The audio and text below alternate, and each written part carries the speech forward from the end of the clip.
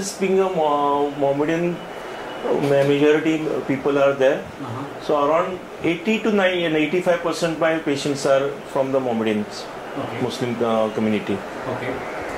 Doctor, if that is the case, is there any kind of inference that we can draw where male-female ratio of diabetics, do you see that kind of difference, or is it? I find females to be little bit more diabetic.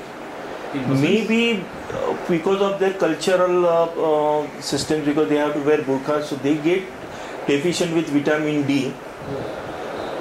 If you do their vitamin D levels, we find is very, very low, less than around 4 units, which is the normal is around 30. So, and the lack of vitamin D is nowadays is shown that one of the precursor of diabetes. Oh, really? Yeah. And what about thyroidism? Thyroidism is there, but not to that extreme. Okay. Because these are non-veg eating communities, so they eat a lot of fish and non-veg, so that gives them a lot of iodines and all that. So thyroid per se is not to that like an epidemic. Just like a diabetes, what we are seeing as an epidemic. But we see often that thyroidism is quite become an epidemic among Hindus. It's going to be, because probably what we have found at the recent studies shows that probably it is because of some pesticides which have been used. In crops. Yeah. Okay. Doctor, if that is the way it is, what do you actually tell diabetics, lady diabetics, who actually come here with problem with vitamin D? First of all, I try to imbibe on them that the lifestyle modification is extremely important. Okay. Considering the community, my patients usually lack exercise. The ladies, they remain household, they don't go out of house, because if they have to go, they have to wear burqa and all those things, and the community is such that the roads are not good, so they don't have any place to move around. Sad. Yeah. And then they will, because of their weight problem and all that, then they lack the inertia to lack the will to go. Yeah, will to go out. Because initially when they start, within 5 minutes they are going to get tired, because they are not accustomed to the exercises. Okay. So I tell them that it's not that on the very first day you have to do a marathon. No. Sure. You start with 5 minutes, 10 minutes, gradually go on building up your exercises, stamina, and then you complete your 45 minutes walk. Well, come se come 4 to 5 days a week, if possible. And the time restrictions I don't keep. I tell them you walk anytime you want, but walk for the sake of walking, and not when you are saying that I am going to market walking. No, I don't consider that as an exercise, because the mindset is different. Okay.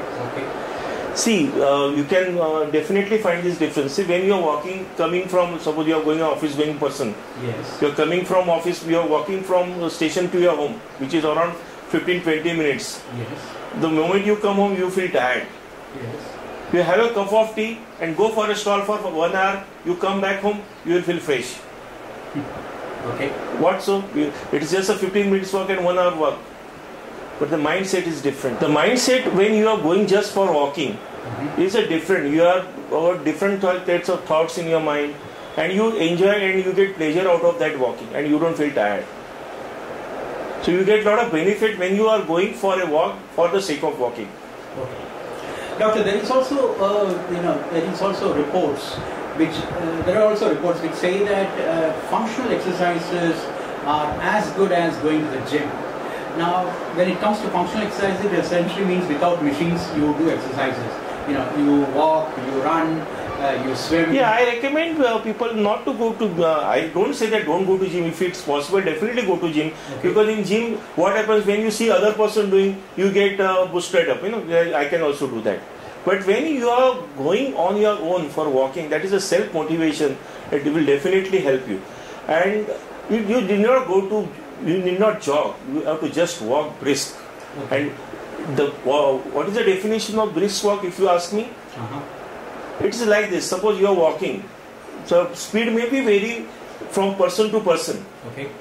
So, but the brisk walk is that walk when the person walks and he gets tired. If anybody asks him his name, he should be able to tell his name in one breath. But if anybody asks his address, he should not be able to tell in one breath. If you are getting that much tired, that is your brisk walk. You know, doctor, there is a diabetologist who told me very similar thing. He said brisk walk is when you can talk, but you cannot sing. It's just like this also. For example, if somebody asks me, what is your name? I can say Rajesh Patil. Okay? But then I will not be able to tell my full address in one breath. True. Very true. Okay, doctor, now when it comes to exercises for men, especially in the Muslim community here, what do you actually recommend to them? Especially if they are type 2 diabetic. First of all, the males are very difficult to mend with basically. They are busy with their businesses and all that. So they hardly have time, we can say. But then I bring to their notice that if you are not able to give 45 minutes for your own life, whatever you are earning is useless. Very true. Because that's why then I imbibe on that your exercise is must. The time is not important. Whichever time you find is comfortable, you go to the place, you go to a walk, you may go to gym, where whatever is possible you have to do it. But the exercise has to be done so that your body's metabolic rate goes on increasing, and in turn that will burn your fat, that will reduce your insulin resistance, increase the insulin sensitivity, and in turn control the diabetes. Okay. And doctor, when you talk about exercises which are recommended to such diabetics, you see any marked difference in their insulin intake as well as their diabetes control? See, from the time they come to you initially, I will not put each and every patient on insulin. No, whatever, the drugs or the insulin. Yeah. See, initially what we say that once the diabetes is under control, when they start doing exercise, their insulin resistance goes down, so the dosage of drug which is required also goes down. See what these drugs does. First of all, we are having two types of drugs. One which sensitizes the insulin to your body, and one which makes your body produce more insulin.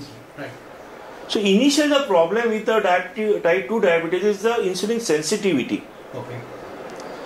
So either your body is very much resistant to the insulin.